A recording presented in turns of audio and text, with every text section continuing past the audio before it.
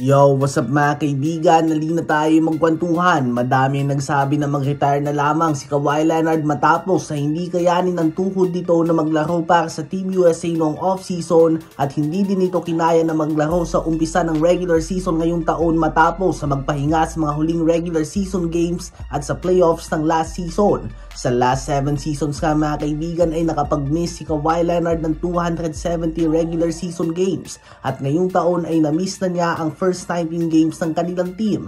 Sa 7 years din na yan ay madami din ang na-miss niya ng mga playoff games. Ito nga ang masakit para sa Clippers. Palagi silang pasok sa playoffs subalit hindi sila nagiging fully healthy kapag oras na ng mga games talagang may bilang.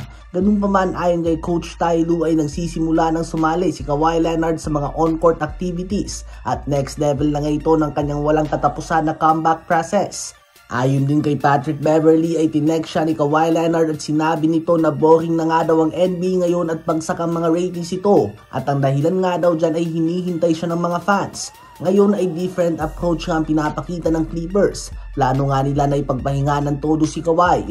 Hindi nga nila isusugal ito at talagang maglalaro lang siya kapag fully healthy na at target nga nila ay ang second half ng season o kapag malapit na ang playoffs. Sa ngayon, ang importante sa Clippers ay ang madala ni James Harden ang team na ito sa playoffs at tutulungan siya ni Kawhi Leonard kapag nasa playoffs na sila.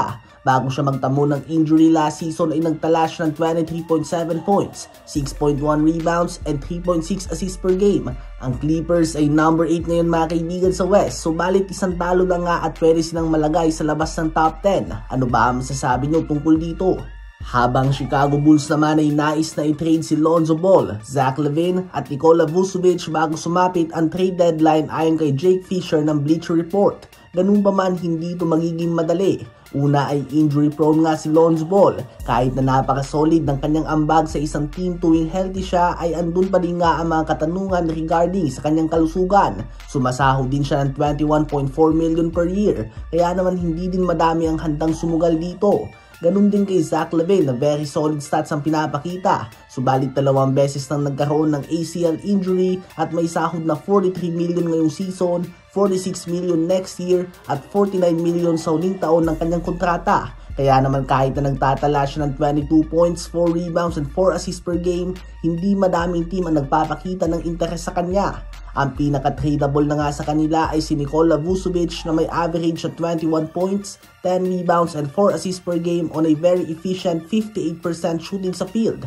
Madaming ang team sa naghahanap ng center sa tulad na lamang ng Lakers. Siya nga ay may sahod lamang na 20 million ngayong season at 21.5 million sa susunod na taon. So magandang deal na nga yan mga kaibigan. Gusto na nga sila na i-trade ng Chicago Bulls at mag-focus sa development ng mga mas batang player na tulad nila Kobe White at Josh Giddey. Ano ba ang masasabi nyo tungkol dito?